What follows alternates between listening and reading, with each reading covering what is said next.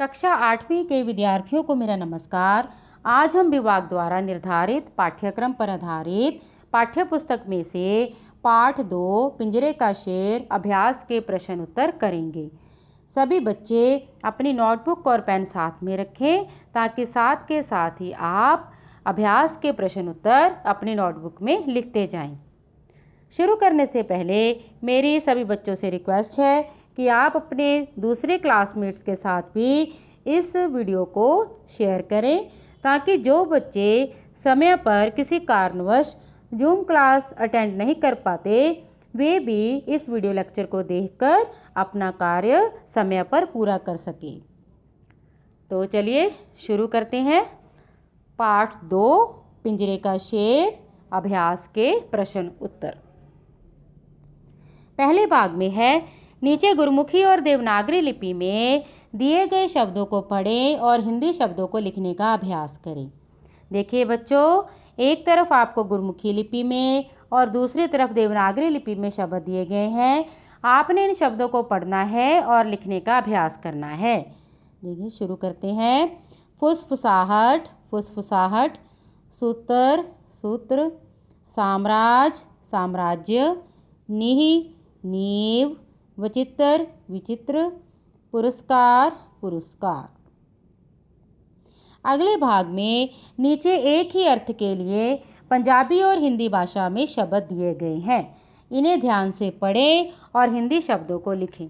देखिए बच्चों, एक तरफ आपको पंजाबी भाषा में और दूसरी तरफ हिंदी भाषा में शब्द दिए गए हैं। आपने इन शब्दों को भी ध्यान से पढ़ना है और हिंदी शब्दों को लिखने का अभ्यास करना है। तो चलिए शुरू करते हैं।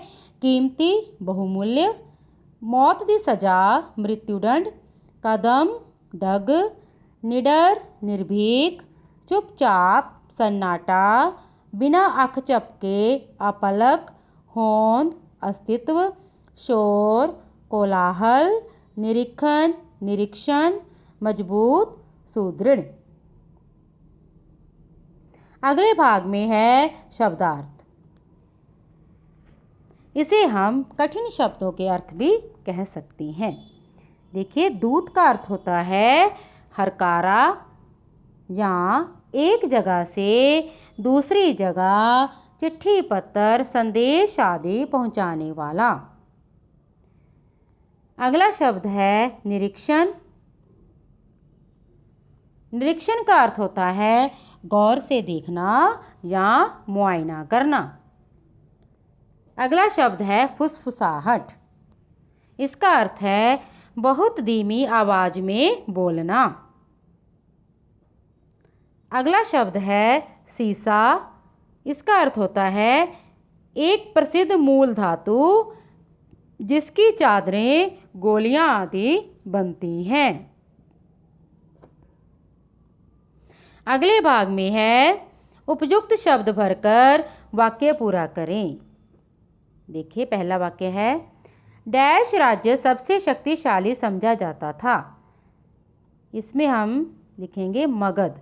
मगध राज्य सबसे शक्तिशाली समझा जाता था। अगला वाक्य है, पिंजरे को खोले जा डैश बगैर शेर को पिंजरे से बाहर निकालना है। पिंजरे को खोले जा तोड़े बगैर शेर को पिंजरे से बाहर निकालना है। वाक्य है, नौकरों ने पिंजरे के चारों ओर डैश लगा दी। नौकरों ने पिंजरे के चारों ओर आग लगा दी। पिंजरे का शेर डैश कर धरती पर फैल गया। पिंजरे का शेर पिघल कर धरती पर फैल गया। अगले भाग में है, इन प्रश्नों के उत्तर एक या दो वाक्यों में लिखें। प्रश्न है महापद्म नंद के दरबार में किस देश के दूत आए थे? इसका उत्तर है महापद्म नंद के दरबार में रोम देश के दूत आए थे। अगला प्रश्न है, रोम के राजदूत मगध के सम्राट के लिए क्या लाए? इसका उत्तर है रोम के राजदूत मगध के सम्राट के लिए अपने राजा की ओर से बहुमूल्य उपहार लेकर आए थे। एक उपहार में लोहे के पिंजरे में सीसा धातु का बना एक शेर बंद था। प्रश्न है, सम्राट महापद्मनंद के मंत्री का क्या नाम था? उत्तर है, सम्राट महापद्मनंद के मंत्री का नाम शकटार था। प्रश्न है, शेर किस धातु का बना हुआ था? इसका उत्तर है, शेर सीसा धातु का बना हुआ था। प्रश्न है, शेर को पिंजरे से निकालने वाला किशोर बड़ा होकर किस नाम से प्रसिद्ध हुआ? इसका उत्तर है, शेर को पिंजरे से निकालने वाला किशोर बड़ा होकर चंद्रगुप्त मौर्य के नाम से प्रसिद्ध हुआ। प्रश्न है, पिंजरा किस धातु से बना था? इसका उत्तर है, पिंजरा लोहे का बना हुआ था। अगला भाग है, इन प्रश्नों के उत्तर 4-5 वाक्यों में लिखें। पहला प्रश्न है, रोम के राजदूत ने पिंजरे के शेर को बाहर निकालने की क्या शर्तें बताई? इसका उत्तर है, रोम के राजदूत ने पिंजरे की ओर संकेत करते हुए कहा कि पिंजरे में जो शेर है उसको हमने बंदी तो बना लिया है, पर कुछ बंधनों के कारण हम ना पिंजरा खोल सकते हैं और ना ही काट सकते हैं। अतः पिंजरे को खोले जहाँ तोड़े बगैर ही शेर को पिंजरे से बाहर निकालना है, और ऐसा तो मगध के सम्राट के प्रताप से ही संभव हो सकता है। अगला प्रश्न है, पिंजरे के शेर के चारों ओर आग लगती देख सभा में सन्नाटा क्यों छा गया? इसका उत्तर है, किशोर बालक की आज्ञा पाते ही जब नौकरों ने पिंजरे के चारों ओर आग लगा दी तो सभा में सन्नाटा छा गया। वास्तव में ऐसा अद्भुत खेल देखकर सभी की सांसें रुक सी गई और सभी व्यक्ति एकटक पिंजरे की ओर देखने लगे और सोचने लगे कि पहले पिंजरे को पानी में डुबोने और अब आग जलाने से क्या शेर पिंजरे से बाहर आ जाएगा? यह चमत्कार देखने के लिए ही सभा में सन्नाटा छा गया था। अगला प्रश्न है, चंद्रगुप्त ने पिंजरे के शेर को कैसे बाहर निकाला? इसका उत्तर है, चंद्रगुप्त ने विश्वासपूर्वक पहले पिंजरे को पानी के बड़े टब में डुबो दिया और फिर उस पिंजरे के चारों ओर आग लगवा दी। वास्तव में शेर सीसा धातु का बना हुआ था, इसी कारण थोड़ी सी गर्मी से ही पिघलने लगा।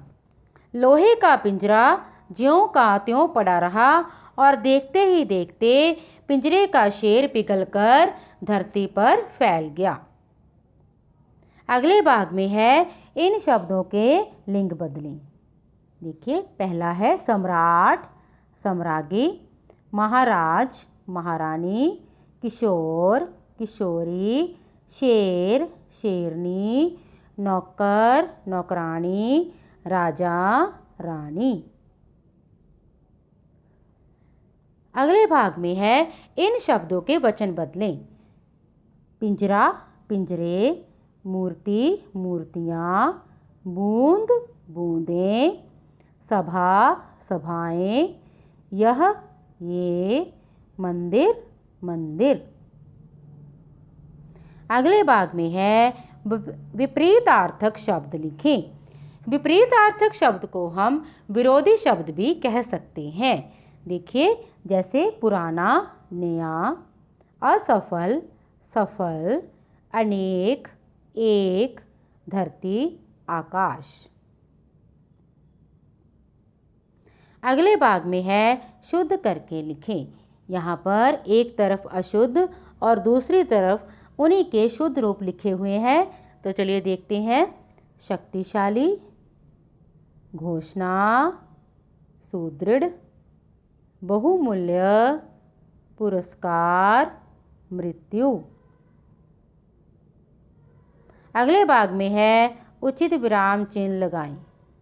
देखिए, विराम चिन्ह मैंने पहले ही लगा दिए हैं, चलिए देखते हैं। किशोर ने मुस्कुराते हुए कहा, वह देखिए महामंत्री, जब हम किसी की कही हुई बात को वैसे ही लिखते हैं तो हम उसे उद्धरण चिन्ह में रखते हैं, जिसे हम इंग्लिश में इन्वर्टेड कॉमास भी बोलते हैं। देखिए यहाँ पर मैंने उद्धरण चिन्ह में रखा है। और वह देखिए महामंत्री के बाद वाक्य खत्म हो गया, तो यहाँ पर हमने पूर्ण विराम लगाकर उद्धरण चिन्ह को बंद कर दिया। किसी की कही हुई बात को हमने उद्धरण चिन्ह में रख दिया है। आगे देखिए, शेर को कौन बाहर निकाल सकता है, सहसा सम्राट ने गुस्से में कहा। देखिए पहले तो ये देखिए, शेर को कौन बाहर निकाल सकता है, ये एक प्रश्न है। तो जब प्रश्न ऐसा आता है तो उसके पीछे हम प्रश्नवाचक चिन्ह लगाते हैं। तो देखिए प्रश्नवाचक चिन्ह लगा दिया है और साथ ही साथ उद्धरण चिन्ह भी लगा रखा है। सहसा सम्राट ने गुस्से में कहा, वाक्य खत्म, तो बाद में हमें क्या है, पूर्ण विराम लगाया है। इसी तरह किशोर ने सिर झुकाकर कहा, उद्धरण चिन्ह महाराज, महाराज के बाद आ गया विस्मयादिबोधक चिन्ह, शेर पिंजरे से बाहर आ गया है, पूर्ण विराम और उद्धरण चिन्ह से हमने बंद कर दिया है। तो ये थे आपके विराम चिन्ह। आपने उचित विराम चिन्ह लगाने का अभ्यास करना है। अगले भाग में है, प्रत्येक शब्द के आगे लिखो ये कौन सी संज्ञा है। देखिए बच्चों, यहाँ पर हमें कुछ शब्द दिए गए हैं, हमने बताना है कि ये कौन सी संज्ञा है। देखिए पहले है शेर। शेर है जातिवाचक संज्ञा, शकटार व्यक्तिवाचक संज्ञा, लज्जा भाववाचक संज्ञा, पिंजरा जातिवाचक संज्ञा, गर्मी भाववाचक संज्ञा, गुस्सा भाववाचक संज्ञा, किशोर जातिवाचक संज्ञा, दूत जातिवाचक संज्ञा, पानी द्रव्यवाचक संज्ञा, मंदिर जातिवाचक संज्ञा। देखिए बच्चों, द्रव्यवाचक संज्ञा जो होती है उसकी परिभाषा ये है कि जो शब्द किसी ठोस, तरल पदार्थ, धातु, अधातु या द्रव्य का बोध कराते हैं उन्हें हम द्रव्यवाचक संज्ञा कहते हैं।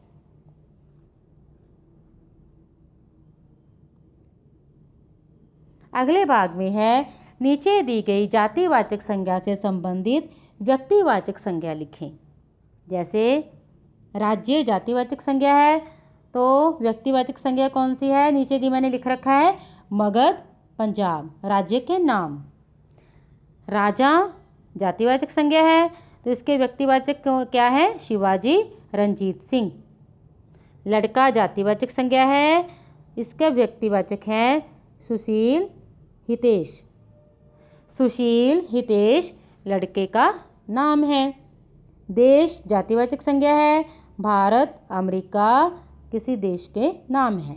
देखिए जातिवाचक संज्ञा जो किसी एक जाति को प्रकट करती है, दर्शाती है, उसे हम जातिवाचक संज्ञा कहते हैं। लेकिन जो व्यक्तिवाचक संज्ञा होती है वो किसी व्यक्ति, वस्तु, स्थान के नाम को ही हम व्यक्तिवाचक संज्ञा कहते हैं।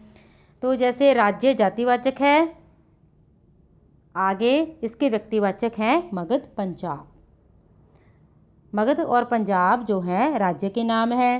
राजा जातिवाचक संज्ञा है, इसके आगे व्यक्तिवाचक हैं शिवाजी रंजीत सिंह, ये राजा के नाम है। लड़का जातिवाचक संज्ञा है, इसके आगे हैं व्यक्तिवाचक सुशील हितेश, ये लड़कों के नाम है। देश जातिवाचक संज्ञा है, तो भारत और अमेरिका व्यक्तिवाचक संज्ञा है, ये देश के नाम है। तो बच्चों ये था पाठ 2 और अभ्यास के प्रश्न उत्तर। आप सभी ने अभ्यास के प्रश्न उत्तर अपनी नोटबुक में लिखने हैं। ऐसे और वीडियो लेक्चर पाने के लिए आप मेरा चैनल सब्सक्राइब करें, वीडियो को लाइक करें और ज़्यादा से ज़्यादा दूसरे बच्चों के साथ शेयर करें ताकि वो भी इससे लाभ प्राप्त कर सकें। अगर आप इसकी PDF चाहते हैं तो आप मेरा टेलीग्राम चैनल ज्वाइन करें, जिसका लिंक इस वीडियो लेक्चर की डिस्क्रिप्शन में है। घर में रहिए, सुरक्षित रहिए और अपना कार्य साथ के साथ करते रहिए। धन्यवाद।